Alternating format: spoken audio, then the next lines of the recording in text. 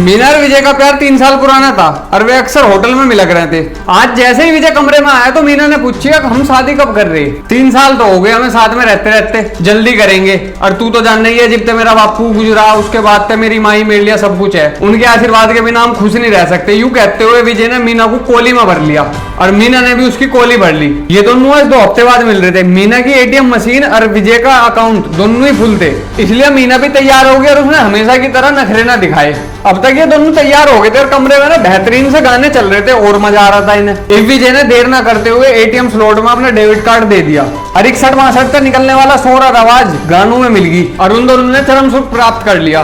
विजय ने अपनी माँ को मीना के बारे में बताया तो उसकी माँ ने फौरन हाँ कर दी शादी के लिए। कुछ ही दिनों में मीना उसके घर में बहू बन के आ गई। अब मीना की एटीएम मशीन और विजय का एटीएम कार्ड एक दूसरे के लिए हमेशा के लिए उपलब्ध था। हम जानते हैं जो वस्तु मारे दो रहे हो उसकी अहमियत थोड़ी कम हो जा। एक मीना को विजय में वो आकर्षण न लगा था जो शादी से पहले लगा कर था। विजय कोई काम धंधा नहीं करा कर था, उसकी माँ की पेंशन आ गई थी, माँ के पास बाजार में 10 दुकान भी थी, उसका किराया आ रहा था। कुल मिला के विजय की माँ के पास पैसे और जायदाद की कोई कमी ना थी। मीना विजय को काम धंधा करने के लिए कहती पर उसके कान पे जू ना रेंगती। वो कहता था किस चीज की कमी है, तेरी सारी जरूरत तो पूरी हो रही, मम्मी तो पैसे दे ही रही हमें। मीना इस बात पे जवाब देती अब पत्नी अपने पति की कमाई हक से खर्च कर सके, यहाँ तो हमें मम्मी का आगे भीख मांगनी पड़े। विजय को यह बात समझ में नहीं आ रही थी, वो हंस के इस बात को टाल देख रहा था। इस बात को लेकर अक्सर दोनों के बीच झगड़ा हुआ करता।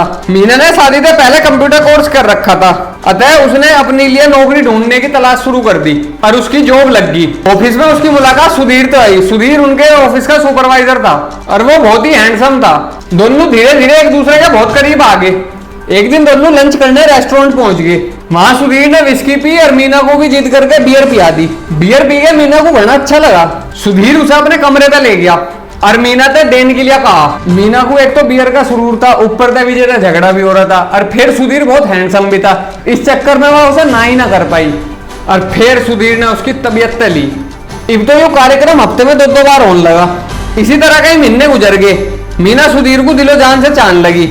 एक बार सुधीर 3 दिन लो ऑफिस नहीं आया, उसका फोन लग रहा था। मीना बहुत ज्यादा परेशान हो गई और वह सीधी सुधीर के कमरे में पहुंच गई, वहां भी ताला लग रहा था। इसी तरह एक हफ्ता बीत गया और सुधीर वापस लौट आया। जैसे ही मीना ने सुधीर को देखा वह उससे चिपट गई और रोने लगी। सुधीर मीना को अपने कमरे पे ले गया। पहले तो वहां जाके दोनों ने अपनी प्यास बुझाई और उसके बाद सुधीर ने उसे बताया अपने गायब होने का कारण। उसने बताया कि वो गांव में गया था क्योंकि उसकी माँ को कैंसर हो गया और उसे 5 लाख रुपए की जरूरत है। उसने मीना से मदद मांगी और मीना भी उसकी मदद करना चाह रही थी, पर मीना थोड़े इतने सारे पैसे नहीं थे। जीव उसने सुधीर को बताया कि उसकी सास की अलमारी नोटों से भरी पड़ी है, पर वह उसकी चाबी किसी को नहीं देती। यह बात सुन के सुधीर की आंख खुल गई और उसने मीना से कहा उसे अलमारी का ताला खोलना आवे। सुधीर ने मीना से कहा जब तेरी सास घर में ना हो तो मुझे फोन करके बता दिए, मैं आ जाऊंगा। अब मीना घर में ही रहने लगी और इंतजार करने लगी कब उसकी सास बाहर जावे और वह सुधीर को फोन करके अपने घर बुला ले। और मीना ने अपने घर में यूं बहाना बना दिया कि मेरी तबीयत खराब हो रही है आजकल, इस चक्कर में मैं ऑफिस नहीं जा रही। इंगे आजकल सुधीर भी उसके घर के आसपास ही घूमता रह रहा था, जिससे मीना जैसे ही उसे फोन करा और वो तुरंत उसके घर पहुंच जा। ऑफिस से छुट्टी पे रहने के चक्कर में सुधीर और मीना लेन देन का कार्यक्रम भी नहीं कर पा रहे थे। आखिरकार वो समय आ ही गया जब मीना घर में अकेली होने वाली थी। उसकी सास विजय की गैर कई रिश्तेदारी में जाने वाली थी। उन दोनों के जाते ही मीना ने सुधीर को फोन कर दिया और अपने घर बुला लिया। सुधीर तो तैयारी खड़ा था, फोन आते ही वो तुरंत उसके घर पहुंच गया। मीना ने डोरबेल बजते ही दरवाजा खोल दिया और दरवाजा खुलते ही सुधीर ने उसकी कोली भर ली और उससे देने के लिए जिद करने लगा। मीना ने कहा भी पहले पैसों का काम कर लो, वो ज्यादा जरूरी है, मगर सुधीर ने मानना और वो शुरू हो गया। इभी वो काम डाल ही रहा था कि डोरबेल बज गई। घंटी की आवाज सुनते ही दोनों घबरा गए। जल्दी जल्दी दोनों ने एक दूसरे को उल्टा सीधा संभाला और उनके गेट की घंटी बजे ही जा रही थी। हर घंटी की आवाज पे दोनों की घबराहट बढ़ जाती। काफी देर बाद मीना ने दरवाजा खोला।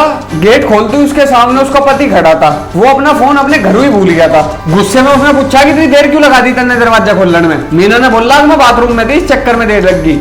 विजय बेडरूम में पहुंचा तो उसे वहां का माहौल थोड़ा अटपटा सा लगा। उसने इंगे तिंगे निगाह दौड़ाई तो उसे एक कोने में बलियान पड़ा मिला। उसने बलियान को अपने हाथ में उठा के देखा तो वो बलियान उसका ना था। इस बलियान में जिस परफ्यूम की महक आ रही थी वो भी इसका ना था। विजय का माथा टनक गया। उसने इंगे तिंगे देखा और उसके बाद बेड के नीचे झांक के देखा। बेड के नीचे उसे सुधीर मिला। उसने सुधीर की टांग पकड़ के उसे बाहर खींच लिया, उस पर चिल्लाया और मीना को आवाज लगाई। मीना जैसे ही कमरे में आई उसने उसे पीटना चालू कर दिया। विजय चीख चीख के पूछ रहा था कि यू कब तक चल रहा, और उसे पीटते जा रहा था। जीवी सुधीर ने चाबी बनाने के लिए लाए हथौड़े को अपने बैग तक अड्डार विजय के सर में 2-3 वार कर दिए जोरदार। विजय चक्कर खा के वहीं गिर पड़ा और फर्श पर खून ही खून हो गया। उंगे जब विजय बहुत देर ले नीचे नहीं आया तो उसकी माँ ऊपर चली गई और डोरबेल बजा दी उसने आके अपने घर की। सुधीर दरवाजा खोल के छिप गया और जैसे ही उसकी सास अंदर आई उसने उसके सर पे भी 2-3 वार हथौड़े से करे और उसे भी निपटा दिया। अब घर में 2 लाश थी। मीना घबरा गई और बेहोश होगी। मीना के बेहोश होते ही सुधीर ने बुढ़िया के बैग से चाबी काट दी और उनके घर से सारा पैसा और जेवर लेकर फरार हो गया। कहानी लिखे जाने तक सुधीर पुलिस के हत्थे नहीं चढ़ा था,